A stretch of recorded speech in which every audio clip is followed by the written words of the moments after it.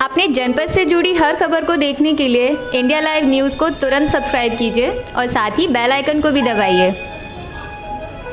आज सुबह जब मुझे एक समाचार मिला कि बीटीसी टीईटी का टेस्ट था, एक गिरोह कहीं से उसने पेपर लीक किया।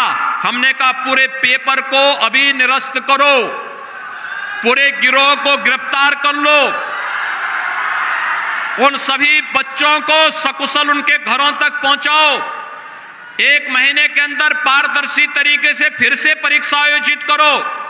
किसी भी बच्चे से कोई शुल्क अतिरिक्त नहीं लेंगे, उनके आने जाने की फ्री में व्यवस्था देंगे, या उन बच्चों का जो आई कार्ड होगा उत्तर प्रदेश परिवहन निगम की बसेज में फ्री में आने जाने की सुविधा उसके माध्यम से उन बच्चों को प्राप्त होगी। ये सुविधा तो, लेकिन जिन लोगों ने ये शरारत की है वे भी सुन लें, उनके खिलाफ गैंगस्टर के तहत मुकदमा दर्ज हो रहा है और उनकी संपत्ति को जब्त कराने वे लोग भी वैक्सीन ले लें, एक सुरक्षा कवच प्राप्त होगा।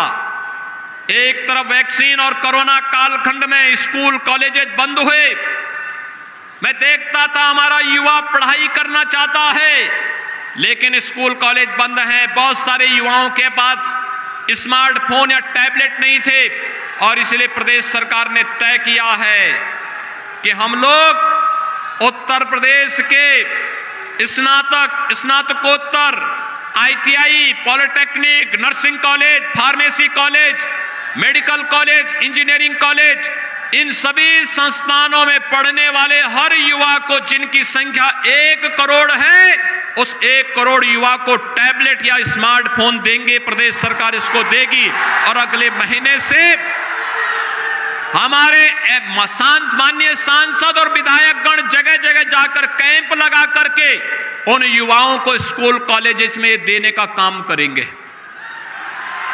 लेकिन साथ साथ हमने ये भी तय किया है, भाइयों बहनों, युवाओं के जीवन के साथ कोई खिलवाड़ करेगा तो फिर उसको सोच लेना चाहिए कि इसके बाद क्या होगा।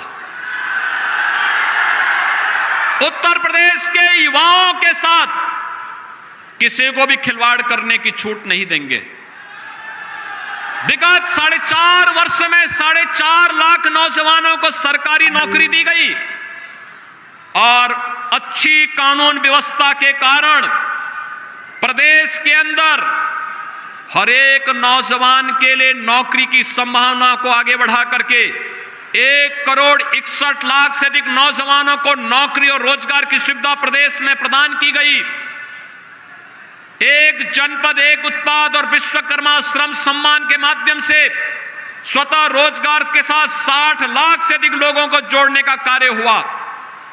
नौकरी हो या कोई भी टेस्ट, पूरी पारदर्शी और ईमानदार तरीके से आगे बढ़ना चाहिए। लेकिन भाइयों बहनों, उत्तर प्रदेश में भारतीय जनता पार्टी की सरकार आने के बाद प्रदेश सरकार ने प्रधानमंत्री मोदी जी के विजन के अनुरूप उत्तर प्रदेश को सर्वोत्तम प्रदेश बनाने के जिस लक्ष्य को लेकर के हमने कार्य प्रारंभ किया था, आज उसके परिणाम भी देखने को मिल रहे हैं।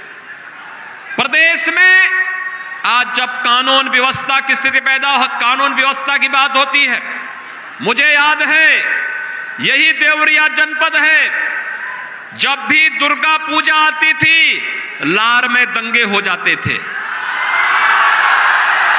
जब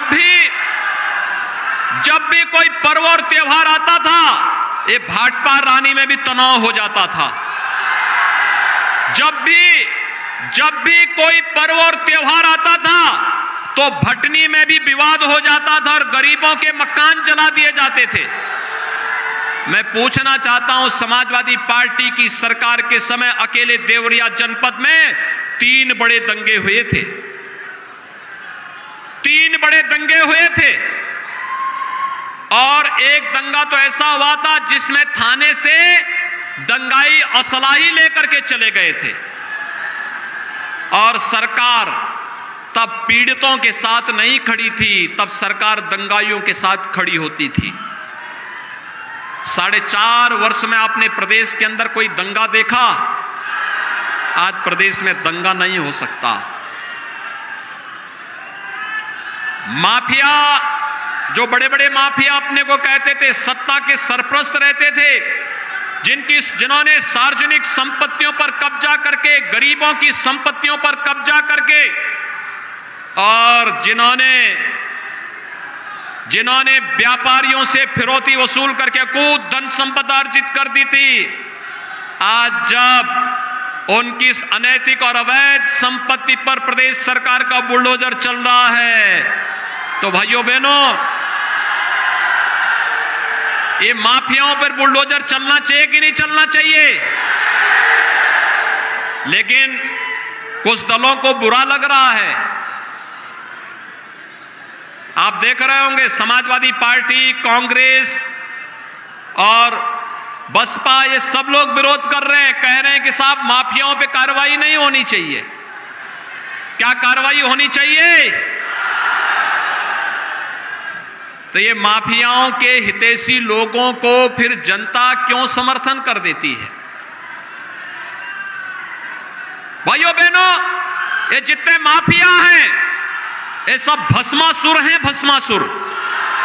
और इन भस्मासुरों को जो भी पालेगा वह अपने विनाश का रास्ता ही तैयार करेगा, और इनको कभी भी प्रश्रय नहीं दिया जाना चाहिए। और भस्मासुर को भी प्रश्रय देने वाले लोग भी महाभस्मासुर हैं। इसलिए सतर्कता और सावधानी के लिए आपके बीच आज मैं स्वयं यहां भाटपार रानी में आया हूं।